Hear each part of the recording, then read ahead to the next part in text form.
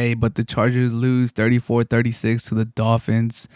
Tua looked amazing. He throws for over 400 yards, 466 yards, 3 touchdowns.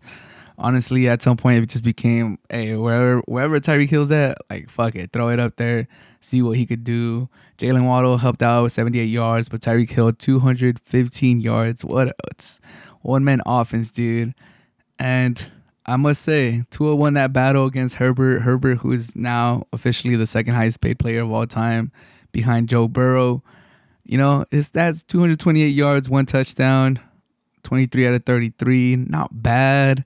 He did make some good throws, but Mike Williams got a little banged up. I get it. But Austin Eckler, 117 yards, 7.3 yards a carry. The run game was there. The run game was looking good for the Chargers. They should have been able to do more. But for some reason, the Chargers just lose these close games, man. And I could already hear people are going to say Tua's better than Herbert. And if he could stay healthy, he might, get a fat contract, especially with all these weapons that he has. And, I don't want to toot my own horn, but I did draft Tua in all 3 of my fantasy football leagues. Started him in 1. I get it, but he showed out for me. I have faith in Tua, especially with all these weapons. If he can stay healthy, I kind of liked how he barked back at I'm blanking on his name, but the guy from ESPN, Ryan Clark. So I loved how he responded to Ryan Clark. Keep my name out of your mouth. I like seeing that fire at Tua. I think that's, not gonna lie, not just his. I didn't see really any offseason clips, and not the fact that he was balling out last year before he got hurt. I didn't really draft him because of that. If I'm keeping it a buck, I'm keeping it. I drafted him because I saw that he said to Ryan Clark, "Keep my name out of your mouth," and I saw how he was mad, and he just looked like he was a dog now, man. And he was already, like I said, he was already playing good last year, and he was putting up fantasy stats.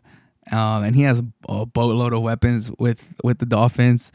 That's why I drafted him in all 3 of my leagues. Hopefully, he's able to stay healthy.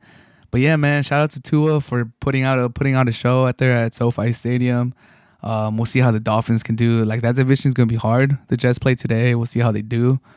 The Patriots actually put up a fight against the Eagles. It looked like the Eagles were gonna blow them out of the water and just fuck them up hella bad because they were down 16-0 to start the first quarter or something like that. So I thought and then they had a chance to win the game at the end, or they had the ball with time left and less than one possession game, or 1 possession game with the chance to go for the lead.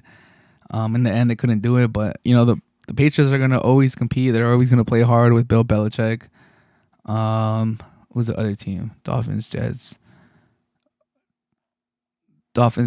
Patriots, and the Bills. Obviously, the Bills are gonna be tough. They play the Jets tomorrow. We'll see. That division's gonna be tough. So we'll see. But good signs for the Dolphins. They were able to go into the LA Chargers stadium and beat them up. Like I said, I'm proud of Tua. I'm in that family. I'm in that, in that consensus that Herbert needs to start doing more, man. It kind of looks like his rookie year was his peak, and he was good his second year. Last year, obviously, there's a bunch of reasons why he didn't, put up the numbers or have the best performances. Obviously, we all know about the offensive coordinator basically handicapping is what everybody says, what every Charger fan says. A lot of his players were hurt. His line, Slater was hurt. His left tackle was out for the season. I get it. But now you're getting paid. You're the second highest paid player in NFL history. There's no more excuses. It doesn't matter who's hurt. It doesn't matter. You gotta go carry this team. And the performance today was not $52 million a year performance, if I'm keeping it a buck. What I need is Herbert to just, you got your new coordinator, you got all these weapons, you got to get it done. Yeah, the team allowed 3 sacks today and he was pressured, but got to get it done, man. You win the time of possession, you're leading most of the game. You gotta bring it home, and he didn't bring it home. So we'll see how the Chargers do. Fortunately for the Chargers, everyone in the division lost other than the Raiders. Are the Raiders realistically going to be leading the division the whole year? Probably not. They look decent. The Broncos don't look that good. The Chiefs, we'll see how they bounce back. So it's not the end of the world for the Chargers to lose the first week, but I'm pretty sure they would have loved to be 1-0 and be up there with the Raiders. But now they're tied with the Chiefs. We'll see how they do. A lot of expectations for the Chargers, man. People have a lot of expectations for the Chargers.